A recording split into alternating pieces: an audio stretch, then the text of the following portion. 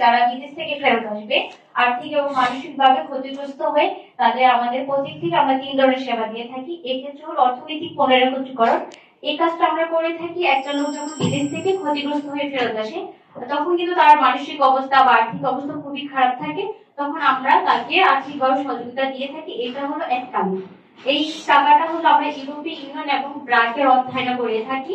তো আমরা কিন্তু তাকে কোনো হাতে টাকাটা দিই না, কারণ একটা লোক যখন বিদেশ থেকে আর্থিক এবং মানসিকভাবে ক্ষতিগ্রস্ত ফেরত আসে তখন কিন্তু তার চারপাশে দাঁড় দেওয়ার জন্য মানুষ চাপ দেয়। তো এই জন্য আমরা তাকে প্রথমে একটা প্রশিক্ষণ দিয়ে থাকি। প্রশিক্ষণ পরবর্তী তার সাথে একটা প্ল্যান করি যে উনি কোন কাজটা করতে চায় বা আগের কোনো অভিজ্ঞতা আশা উৎসাহ বা টেস্ট দিয়ে থাকি। আর আমরা যে অর্থ আর্থিক সহযোগিতা দিয়ে থাকি এটা কিন্তু আমরা অফারের যোগ্য। আমরা সর্বোচ্চ 1,40,000 দিতে পারি। তো যদি রাজু উপজেলাতে যদি এরকম থাকে যে কোনো বিদেশ ফেরত লিবিয়া হোক বা আপনার ইউরোপ কান্ট্রি থেকে যদি ফেরত আসে, আর আমাদের প্রজেক্টের ভিতর আমরা হলো স্যার বেশি ইউরোপ কান্ট্রি এবং যারা নারী বিদেশ ফেরত তাদের প্রায়োরিটিটা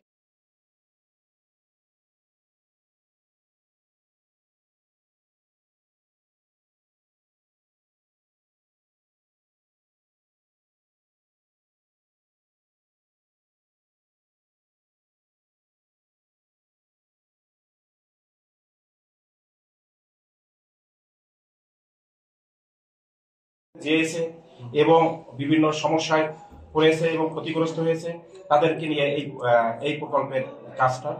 সেই কাজের মধ্যে আমাদের যেটা ভূমিকা ছিল সেই ভূমিকাটা হলো আমাদের সেই যেখানেই সমস্যা ছিল সেখানে আমরা ছুটে যেতাম, যেখানে যেখানে যেখানে যে বাধাগ্রস্ত থাকতো, যেখানে ওদের টাকা যারা দালাল চক্ররা টাকা নিয়ে যারা ভুগান্তি, যারা তাদেরকে হেনস্থা করতেছে। যারা বিদেশ থেকে ফেরত আসবে আর্থিক এবং মানসিকভাবে ক্ষতিগ্রস্ত হয়ে তাদের আমাদের প্রজেক্ট থেকে আমরা 3 ধরনের সেবা দিয়ে থাকি। এক্ষেত্রে হলো অর্থনৈতিক পুনরায় এই কাজটা আমরা করে থাকি। একটা লোক যখন বিদেশ থেকে ক্ষতিগ্রস্ত হয়ে ফেরত আসে তখন কিন্তু তার মানসিক অবস্থা বা আর্থিক অবস্থা খুবই খারাপ থাকে, তখন আমরা তাকে আর্থিকভাবে সহযোগিতা দিয়ে থাকি। এটা হলো এক কাজ। এই টাকাটা হলো আমরা ইউরোপীয় ইউনিয়ন এবং ব্র্যাকের অর্থায়নে করে থাকি। তো আমরা কিন্তু তাকে কোনো হাতে টাকাটা দিই না, কারণ একটা লোক যখন বিদেশ থেকে আর্থিক এবং মানসিকভাবে ক্ষতিগ্রস্ত ফেরত আসে তখন কিন্তু তার চারপাশে দাঁড় দেওয়ার জন্য মানুষ চাপ দেয়। তো এই জন্য আমরা তাকে প্রথমে একটা প্রশিক্ষণ দিয়ে থাকি। প্রশিক্ষণ পরবর্তী তার সাথে একটা প্ল্যান করি যে উনি কোন কাজটা করতে চায় বা আগের কোনো অভিজ্ঞতা আশা উৎসাহ বা টেস্ট দিয়ে থাকি। আর আমরা যে অর্থ আর্থিক সহযোগিতা দিয়ে থাকি এটা কিন্তু আমরা অফারের যোগ্য। আমরা সর্বোচ্চ 1,40,000 দিতে পারি।